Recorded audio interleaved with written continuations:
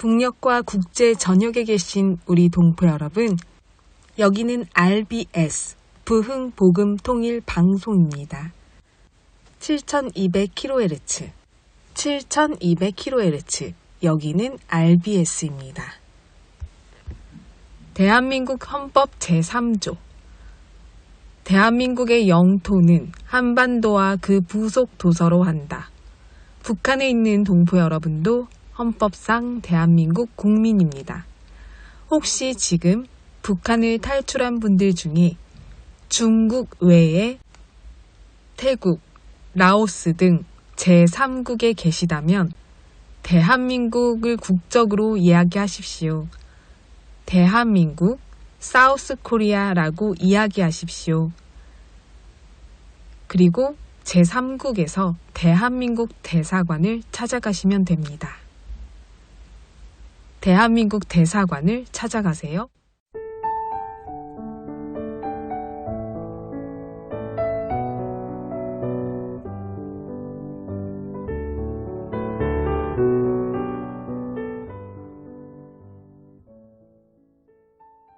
미국의 16대 대통령 에이브라함 링컨은 그가 대통령이 되기 위해 당시 치열하게 선거전을 치를 때 이야기입니다. 뉴욕 웨스트필드에 사는 11살 소녀 그레이스 베델이 1860년 당시 공화당 후보였던 링컨에게 편지를 보냈습니다.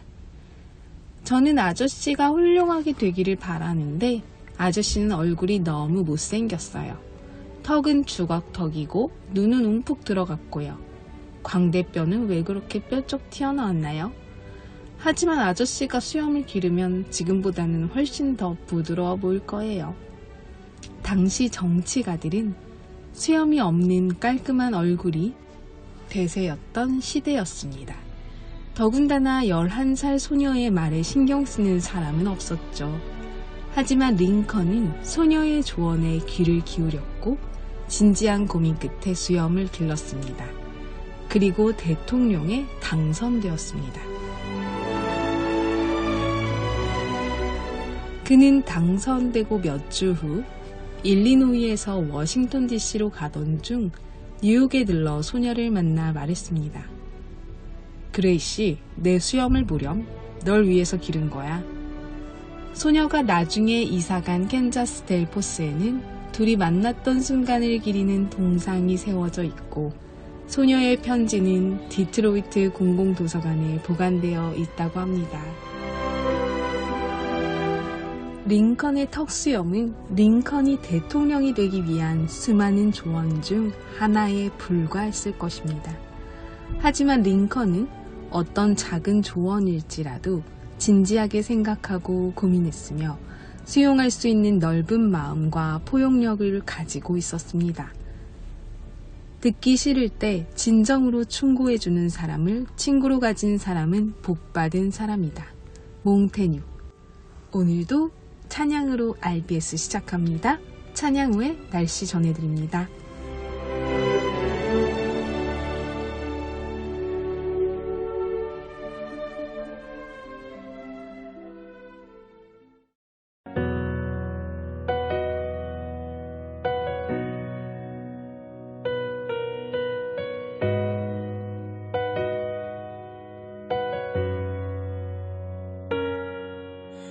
내 눈에만 보이는 헛되고 미련한 것 알수록 더 괴롭고 떠나가지 않네. 알고도 지나치던 우리 교만한 마음 나 이제 고백하네. 주 날 이끄소서. 주님의 사랑 주님의 능력 죽어진 내 삶 살리네. 주의 십자가 생명 주시네.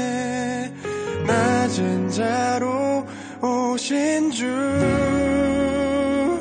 찬양해.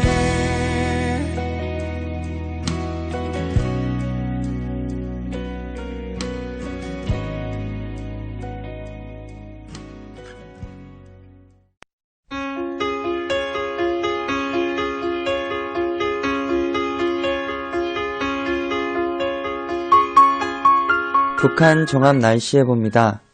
내일 전 지역 대체로 흐리다가 오전부터 차차 구름 많아지겠습니다. 새벽부터 오전 사이 함북, 새벽부터 오후 사이 함남, 곳에 따라 비 또는 눈 오겠습니다. 모레는 전 지역 대체로 맑다가 오전부터 차차 흐려지겠습니다. 글피는 전 지역 대체로 흐리겠습니다. 새벽부터 밤사이 평북, 밤에 평남과 함경도, 황해도 곳에 따라 비 또는 눈 오겠습니다. 지역별 날씨 예보입니다. 평안남도 평양. 내일 구름 많다가 날씨 맑아지겠습니다. 모레는 구름 많고 날씨 흐리겠습니다. 글피는 흐리고 오후에 한때 비 오겠습니다. 최저기온 영하 4도에서 최고기온 9도까지 오르겠습니다. 평안북도 신의주. 내일 날씨 맑겠습니다. 모레는 날씨 흐리겠습니다. 글피는 날씨 흐리고 한때 비 오겠습니다. 최저기온 영하 6도에서 최고기온 7도까지 오르겠습니다. 황해도 해주. 내일 구름 많다가 날씨 맑아지겠습니다. 모레는 날씨 맑다가 흐려지겠습니다. 글피는 흐리고 오후에 한때 비 오겠습니다. 최저기온 영하 3도에서 최고기온 10도까지 오르겠습니다. 개성. 내일 구름 많겠습니다. 모레는 날씨 맑다가 구름 많아지겠습니다. 글피는 날씨 맑다가 흐려지겠습니다.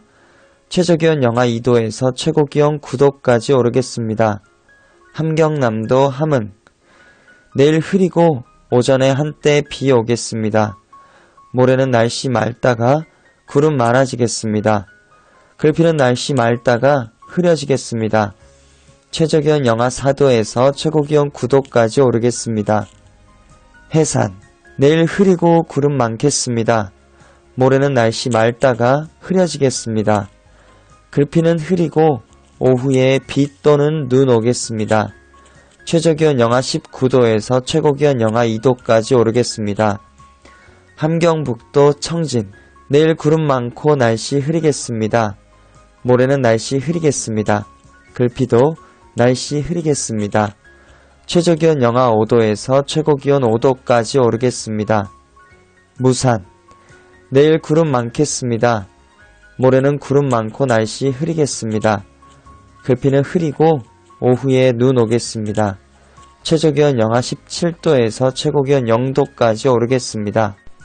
동해 북부 앞바다와 먼바다.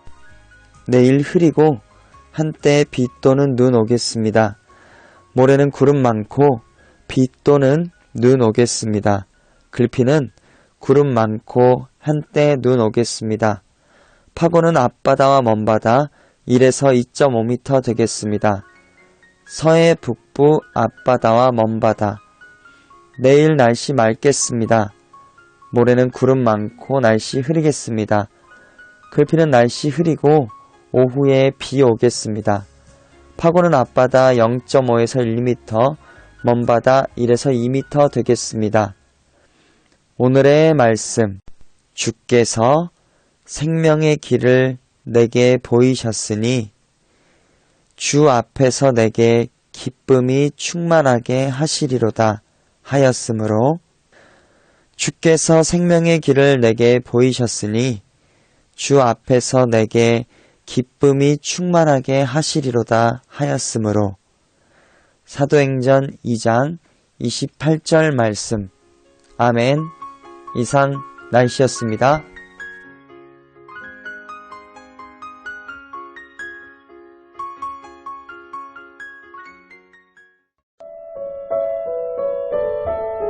여기는 RBS 부흥복음통일방송입니다. 북녘동포 여러분, 지금 북한 정권은 인민을 살리기 위한 경제력이 전혀 없습니다. 핵 개발을 계속해서 가고 있고, 김정은 자신의 건강을 위해 만경대에서는 수백 명, 아니 수천 명이 김정은 한 사람의 건강만을 위해 연구를 하고 있습니다. 자유를 파괴하려 한국을 계속 염탐하고 공격하는 불법을 자행하는 강도가 점점 더 강해집니다. 한국에서도 무인기를 보낼 수 있고 더 뛰어난 실력으로 대북 풍선도 보냅니다. 그런데 한국에서 보내는 것은 김정은의 것과 차원이 다릅니다. 북녘 동포들을 향한 양식을 보냅니다. 김정은이 버려둔 인민들을, 북한 동포들을 생각하고 북한 동포들을 가족으로 둔 탈북민들과 함께 계속 남한에서 보내겠다는데 그것을 도움이라 생각하지 않고 도발이라 여기는 김정은 정권. 과연 어떤 마음과 어떤 뇌를 지니고 있는 집단일까요? 이 사건을 계기로 자유아시아 방송을 통해 미국 인권재단의 목소리가 전해져 왔습니다. 그 소식을 RBS 아나운서가 전합니다.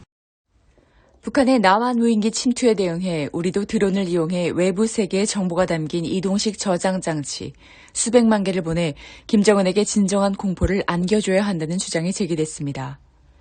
미국 인권재단이 북한 주민들에게 USB를 보내자는 캠페인을 벌이고 있습니다. 29일 자유아시아 방송 RFA에 따르면 탈북민 출신인 이현승 글로벌 피스재단 연구원은 최근 자신의 SNS에 드론을 저격하는 대신 김정은에게 진정한 공포가 무엇인지 보여주기 위해 드론으로 지식, 정보가 담긴 수백만 개의 USB를 보내는 것을 강력히 추천한다고 썼습니다. 북한이 가장 두려워하는 정보 유입으로 북한의 도발에 대응해야 한다는 것입니다. 미 민주주의 수호재단 FDD 연구원이자 북한 인권위원회 HRNK 소속인 데이비드 맥스웰 이사도 RFA의 상업용 소형 드론 1000대를 구매해 정보를 담은 USB와 함께 북한으로 보내야 한다고 주장했습니다. 맥스웰 이사는 북한은 이번 드론 도발을 통해 군사적 갈등을 유발하려는 목적이 있지만 한국은 평화적인 목적으로 드론이 사용될 수 있다는 점을 보여줄 수 있다고 강조했습니다. 수잔 솔티 북한 자유연합 대표도 북한에 드론을 보내는 것에 대해 베를린 공수부대처럼 최대한 모든 기술을 활용해 육로, 해상, 항공으로 북한에 정보를 보내야 합니다. 북한 사람들은 진실을 알아야 한다고 했습니다. 북한은 왜 이렇게 한국에 이런 도발을 계속하는 걸까요? 한류와의 전쟁 중이라는 정황으로 파악될 수 있는데요. 북한의 장마당 세대, 한국의 MZ세대라고 불리는 90년대와 80년대 중후반에 태어난 청년들이 한류 문화를 누리는 것을 멈출 수 없다고 합니다. 한류 매체를 보는 것을 멈출 수가 없는 것인데요. 그 자체에 자유가 있기 때문이죠. 게다가 지금 소식을 듣고 싶어 하는 갈망은 바로 자유를 갈망하는 북녘 동포 여러분들의 행동이기 때문입니다. 급속도로 자유대한민국, 줄여서 한국의 소식이 전파되는 것이 김정은에게는 가장 두려운 일일 텐데요. 자유를 알면 진리를 알게 되고 진리를 알면 자유를 알게 되기 때문입니다. 그렇게 되면 인민의 피를 빨고 먹고 살던 수령체제의 실상을 모두 깨닫게 되니까 이와 관련된 소식을 또한 RBS 아나운서가 전합니다. 북한이 혐한 조정법인 반동사상 문화배격법 제정 이후 평양에서도 한류 소탕전을 벌이는 가운데 서성구역에서만 1000여 명의 관련 범죄자들이 자백한 것으로 확인됐습니다. 26일 한국의 조선일보사가 입수한 수도에서 온갖 반사회주의, 비사회주의 현상을 쓸어버리기 위한 투쟁을 더욱 강도 높이 벌여나가자라는 제목의 영상에 이 같은 내용이 나옵니다. 북한 당국이 주민 선전 교양용으로 올해 상반기 제작한 것으로 보이는 영상의 앞부분에서는 사회적으로 무심하게 나타나는 반사회주의, 비사회주의적 행위들을 제압하고 엄격히 통제하자는 것은 오늘 우리 앞에 중대한 과업으로 나서고 있습니다라는 김정은의 지시가 인용됐습니다. 이어 평양시에서는 진행되는 반사회주의, 비사회주의 소탕 상황이 각 구역별로 구체적으로 소개되고 있습니다. 영상은 만경대구역에서는 매주마다 일꾼들에게 군중 정치 사업과 전과자, 여소자들에 대한 교양 분공을 주고 집행정형과 반사회주의, 비사회주의 투쟁 관련 분야에 제기된 문제들을 정상적으로 총화해서 일꾼들이 원칙성과 계급성, 헌신성을 가지고 사업하도록 하고 있다고 전했습니다. 또 법일꾼들이 인적이 드문 곳까지 살펴보도록 구체적으로 분공을 주고 야간 순찰을 2중 3중으로 강화해서 준법 교양과 주민 정치 사업을 활발히 벌여 모든 단위들에서 자위 경비 체제를 철저히 세우고 근로자들과 주민들이 신고 사업에 철저히 참가하도록 하고 있다고 했습니다. 평양 출신 고위급 탈북민 A씨는 야간 순찰을 2중 3중으로 한다는 것은 평양시에서 각종 범죄 행위가 만연하다는 것을 의미한다며 김정은이 평양도 안전하지 못하는 두려움을 갖고 있는 것으로 보인다고 했습니다. 대북소식통은 다른 영상에서는 반사회주의, 비사회주의 적발된 평양시 주민들의 신상과 죄명을 구체적으로 까발키고 있다며 공포 분위기를 조성해 한류를 원천 차단하는 것이라고 했습니다. 북한은 지난 2020년 12월 남조선 영상물 유포 시 사형 등을 극단적 처벌 조항을 넣어 반동사상 문화배격법 제정 이후 전국적으로 대대적 한류 소탕에 나섰습니다. 북한 당국의 강력한 통제에도 불구하고 북한 내부에선 한류가 확산되는 것으로 전해졌습니다. 통일미디어센터는 지난 10월 발표한 설문조사에서 한류에 대한 처벌이 강화됐음에도 불구하고 오히려 컨텐츠를 즐길 수 있는 기기가 다양화되면서 북한 청년층을 중심으로 한국 컨텐츠 수요가 증가하고 있다고 밝혔습니다.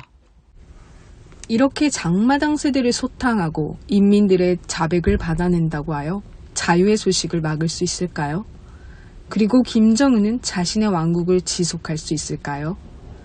북한의 장마당 세대로 탈북한 지식인 청년이 말하는 북한의 4대 세습이 불가능한 이유, 평양 출신 청년의 이야기를 함께 들어보겠습니다.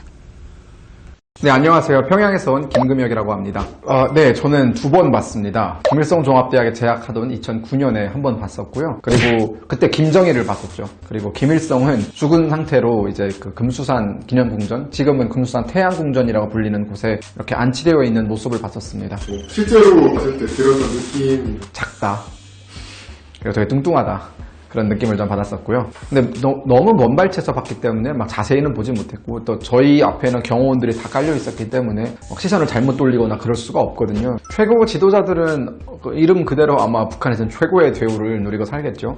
그래서 김정일 한 명을 경호하는 데만 해도 거의 만여 명의 병력들이 따라다니고 있고, 막 3중, 4중으로 경호하는 그런 인력들이 배치되어 있고, 그리고 먹는 거나 뭐 입는 거나 그런 면에서는 뭐 타의 추종을 불허할 만큼 그렇게 북한 안에서는 상상도 하지 못할 그런 고급스러운 생활을 누리고 있다고 보시면 됩니다. 약간 공산주의 진영 지도자들의 특징인데요. 소련에서 시작을 했습니다. 그래서 소련에 레닌이 죽었을 때 스탈린이 레닌을 미이다 상태로 보존을 해가지고 크렘린 광장 지하에 묻어놨었거든요. 김정일도 그걸 그대로 따라해가지고 김일성이 죽었을 때 김일성을 금수산 기념궁전, 지금은 금수산 태양궁전이라고 불리는 곳에 미이다 상태로 보존을 했고요. 그때가 김정일은 그 건물을 개조하는데 8억 달러의 돈을 쓰면서까지도 사람들은 굶어 죽을 때 이제 그런 어떤 본인의 아버지를 영생으로 보존하기 위한 일들을 했었고, 오늘은 제가 왜 북한에서 4대 세습이 불가능한지 한번 자세히 설명드리겠습니다. 첫 번째, 장마당 세대의 등장입니다. 1990년대 후반 북한의 경제난으로, 고난의 행군이라고 불리는 경제난으로 인해서 국가의 그런 공급 시스템이 모두 다운되는 그런 사태를 맞이를 했습니다. 그러다 보니까 국가로부터 어떠한 배급이나 공급을 받지 못한 개인들이 스스로 시장을 만들어서 물건을 팔기 시작했는데, 그게 장마당의 시초거든요. 즉 장마당 세대라고 하는 것은 어렸을 때부터 국가로부터 어떠한 도움을 받지 못했는데 그런 시장에서 생존 방법을 찾은 그런 세대가 장마당 세대라고 볼 수 있습니다.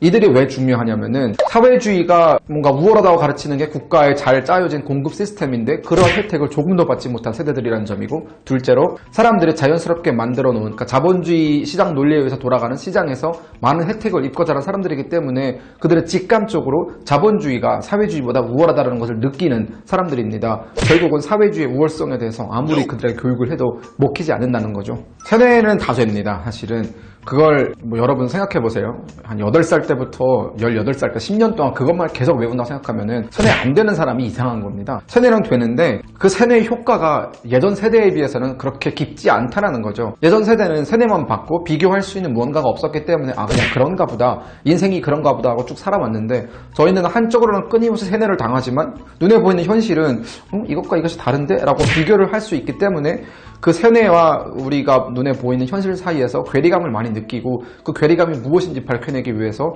조금 똑똑한 학생들은 스스로 계속 생각을 좀 했던 것 같아요. 유학생들, 특히 이제 2009년부터 대학생들을 다시 유학을 내보내기 시작하면서 조금 많은 변화가 일어나기 시작했는데, 대학생이라고 했을 때에는 뭐 그래도 스스로 자가적으로 생각을 할 수 있는 능력이 되는 사람들이거든요. 해외에 나갔을 때 그들이 본 어떤 다른 나라의 모습, 그리고 본인들이 살았던 북한의 모습을 비교했을 때에는 엄청난 충격에 빠집니다. 2010년에 5월부터 10월까지 상하이에서 엑스포가 열렸었어요. 엑스포 아시죠? 상하이 엑스포 엄청 큰 규모로 열렸었는데, 북한의 생활에서 무슨 생각이 들었는지 유학생들 가서 보고 오라라고 얘기를 했었거든요. 저희 한 10명 정도가 같이 엑스포를 보러 갔다가 굉장히 큰 충격에 빠졌어요. 다른 나라 막 한국 전시관, 한국관 엄청 크고 막 눈에 처음 보는 그런 선진적인 문물이 우리 눈앞에 펼쳐져 있는데, 조선민주주의 인민공화국은 관조차 없어가지고 다른 나라의 자그마한 방을 빌려가지고 뭘 전시했는데, 전시한 게 뭐 버섯, 인삼 뭐 이런 거였어요. 마치 옛날에 우리가 구한 말에 일제가 이렇게 막 철도를 놓고 막 탱크를 몰고 들어올 때 우리는 당나귀를 타고 다니던 그런 시대가 떠오르면서 큰 괴리감에 빠지고, 두 번째는 한류의 영향입니다. 우리 예전 세대, 우리 아버지 어머니 세대에는 한류가 무엇인지 잘 몰랐습니다. 그리고 그분들은 한류를 처음 접하게 됐을 때는 이미 사담적으로 머리가 굉장히 굳어진 상태에서 한류를 접하기 때문에 그 한류가 그들의 삶을 바꿔놓는데 어느 정도 한계가 있었을 것입니다. 근데 저희는 12살, 13살 때부터 한류를 접했기 때문에 생각이 정말 말랑말랑할 때부터 이제 뭔가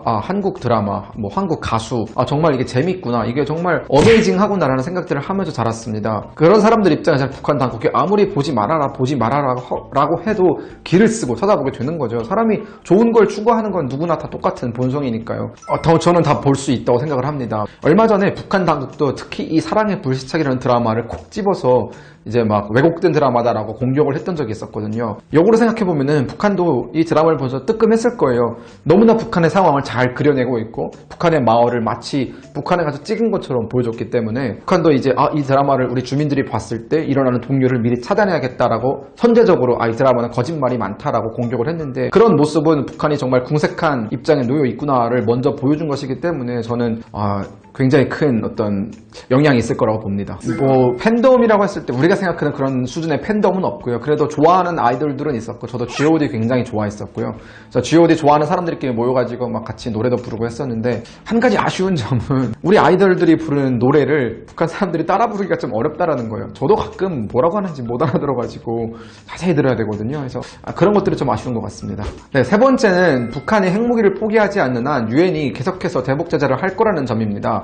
김정은 체제에 들어서고 나서 예전에 자신의 아버지가 진행했던 핵실험의 몇 배에 달하는 핵실험을 했었고, 그리고 그 짧은 시간 동안 북한이 20년 동안 진행했던 미사일 발사에 무려 몇 배나 가까운 미사일을 많이 발사하면서 국제사회로 하여금 북한은 통제 불능한 나라 혹은 굉장히 위험한 나라라는 인식을 뚜렷하게 각인시켰거든요. 김정은 입장에서는 빠른 시일 안에 북한 스스로 지킬 수 있는 능력을 가지는 게 중요했겠지만, 모든 것은 긍정적인 효과가 있고 부정적인 효과가 있듯이, 그런 국제사회로 하여금 북한은 절대로 믿지 못할 나라 혹은 우리가 반드시 제재를 해야 되는 나라라는 인식을 강하게 심어준 게 아마 그들의 입장에서는 부정적인 효과일 겁니다. 특히 저는 만약 미국이 북한에 대한 경제 제재 혹은 유엔이 북한에 대한 경제 제재를 풀지 않는 한 북한의 경제 상황은 더 나아지지 않을 것이고 오히려 더 안 좋아지게 되겠죠. 그러면 사람들의 불만이 정부 쪽으로 향하게 될 수도 있다는 가능성이 생기고 있다는 거죠.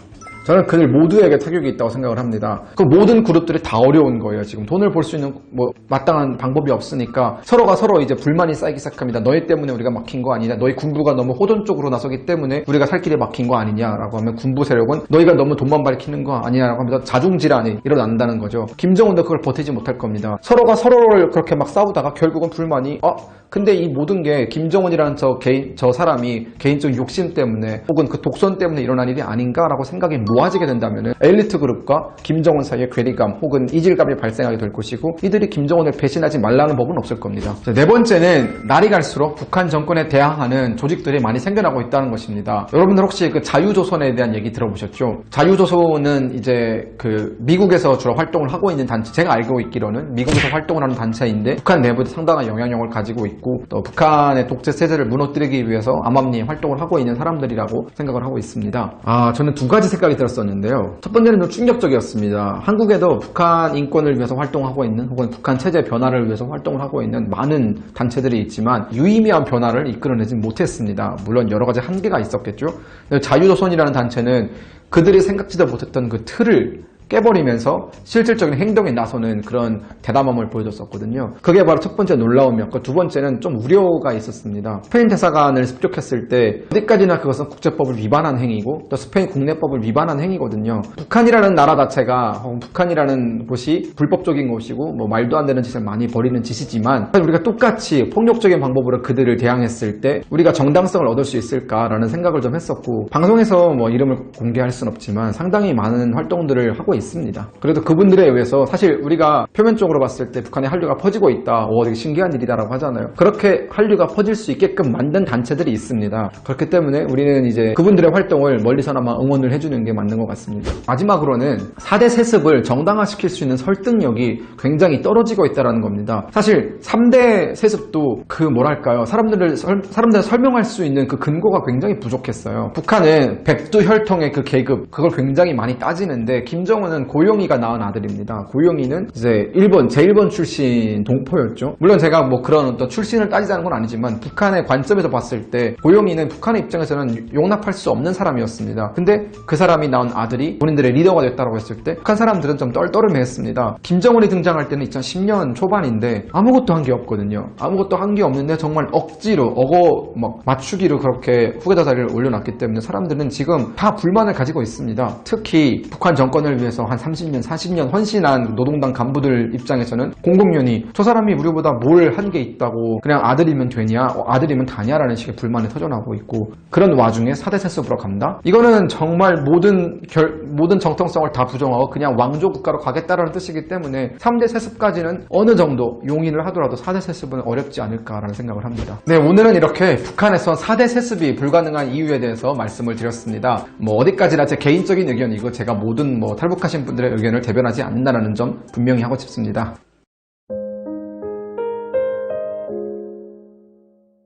북녘 동포 여러분, 주님 안에서 정말 많이 사랑합니다. 저는 금요일 밤 11시에 또 찾아올게요. 서울에서 방한나였습니다.